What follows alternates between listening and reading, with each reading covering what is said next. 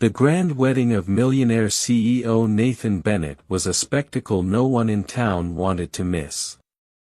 Held in an opulent, candlelit cathedral with towering floral arrangements and glimmering chandeliers, it was the event of the year. Nathan, dashing in his custom-tailored tuxedo, stood at the altar, smiling at his bride-to-be, Olivia Grayson, a socialite with a beauty as breathtaking as her fortune. The whispers among the crowd were filled with envy, admiration, and anticipation.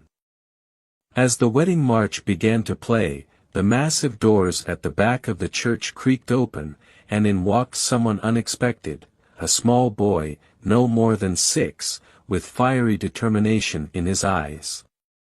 The whispers quieted as he marched up the aisle with his fists clenched. Every step echoed with purpose. The room was buzzing with curiosity, until he stopped midway and shouted at the top of his lungs, "How could you forget about Mommy?" Laughter erupted from the guests, thinking it was some kind of prank, but their amusement died instantly as Nathan turned pale, his expression unreadable. The laughter faded into stunned silence. No one could have imagined that this small, furious boy would unravel secrets that had been buried beneath wealth and power. Nathan Bennett was a man who appeared to have everything: wealth, power, respect, and now, the perfect bride. But his rise to the top had been paved with sacrifices, and one of those sacrifices was the woman who had once been his whole world, Sarah Monroe. Sarah was Nathan's first love, a gentle soul from a modest background.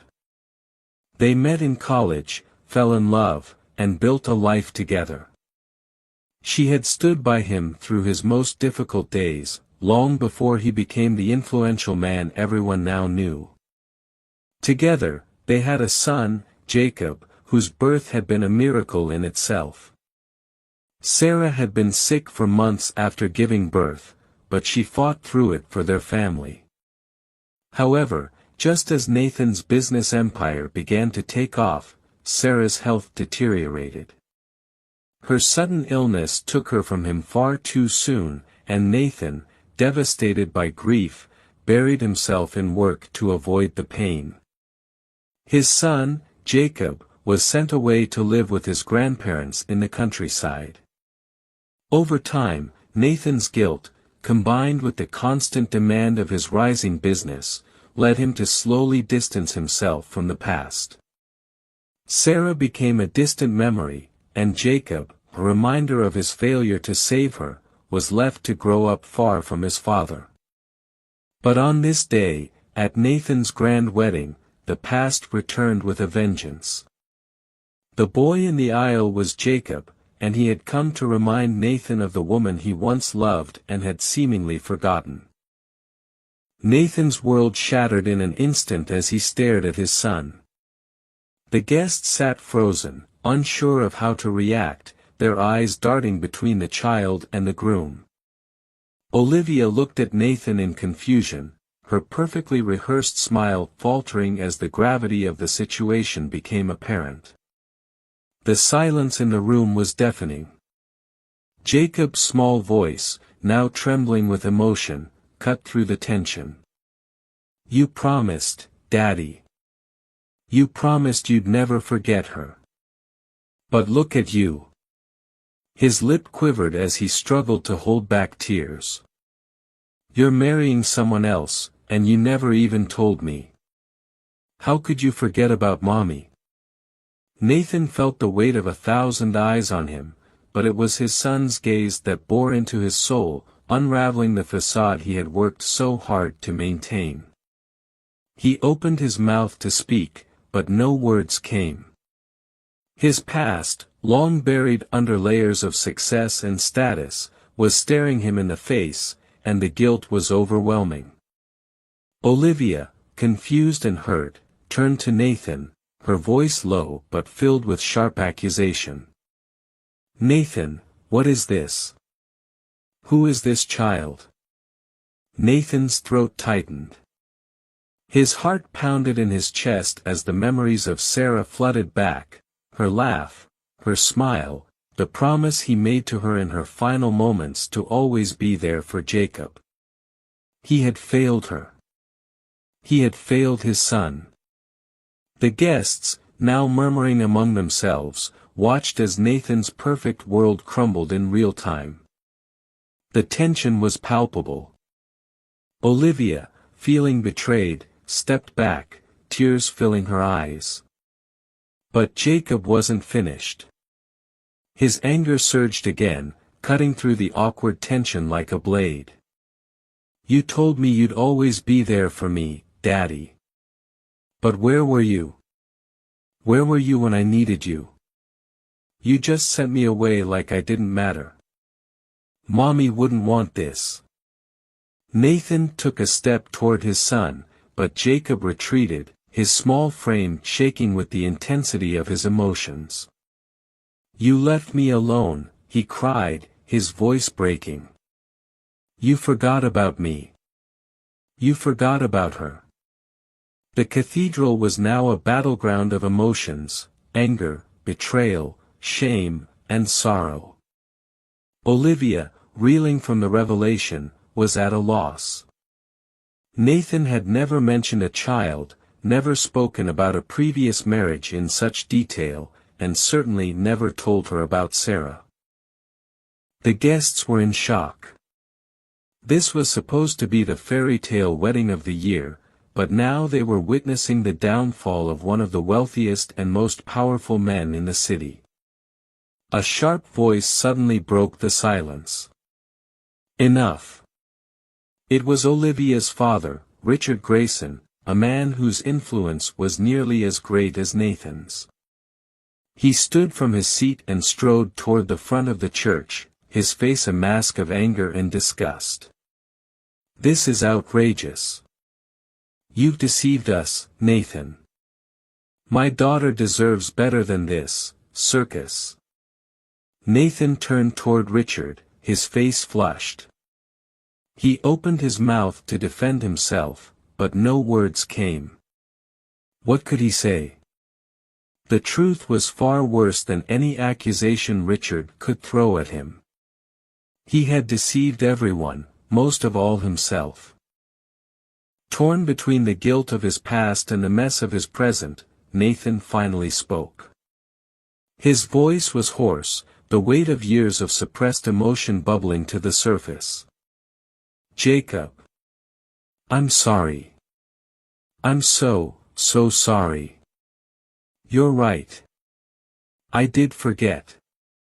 I let myself forget about your mother, about you.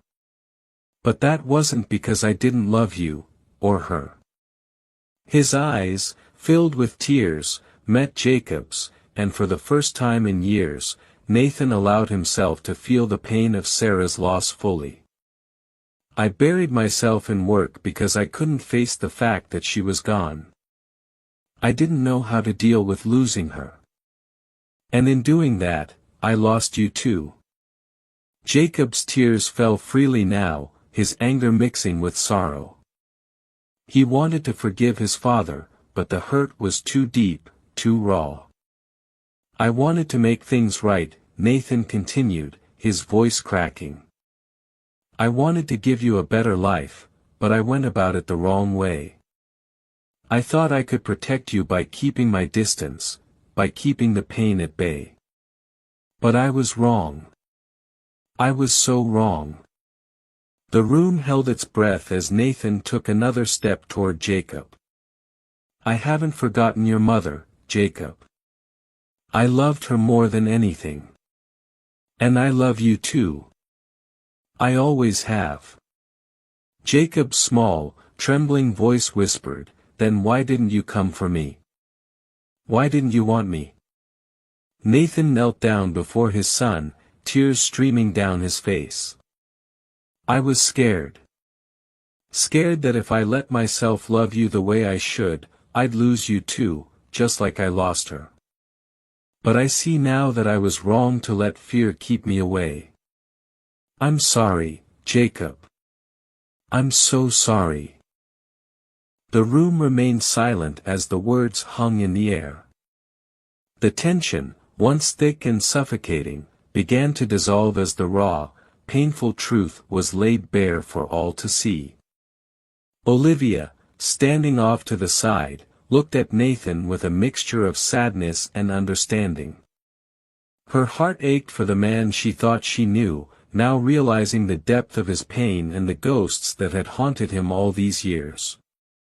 But Olivia also knew that this revelation changed everything. She couldn't marry a man who had hidden such a significant part of his life from her. With tears in her eyes, she gently removed her engagement ring and placed it in Nathan's hand. "I hope you find peace, Nathan. But I can't be a part of this." Nathan nodded, his heart heavy but understanding her decision. He watched as Olivia walked away, her father following closely behind. The life he had built, the empire he had created, now seemed insignificant compared to the connection he had lost with his son. As the guests quietly began to leave the cathedral, Nathan stayed on his knees, his eyes locked on Jacob's. He knew it wouldn't be easy. He knew that healing the wounds between them would take time, patience, and effort. But for the first time in years, he felt hope that he could make things right. Nathan reached out his hand. "Can we start again, Jacob? Can we try to be a family?" Jacob hesitated for a moment before stepping forward and taking his father's hand. "I miss Mommy," he whispered. Nathan pulled his son into a tight embrace, tears falling freely. "I miss her too, Jacob. But we'll remember her together. We'll never forget her." And as they stood there, father and son, holding each other in the middle of the grand, empty cathedral, Nathan realized that the path to redemption had finally begun. The end.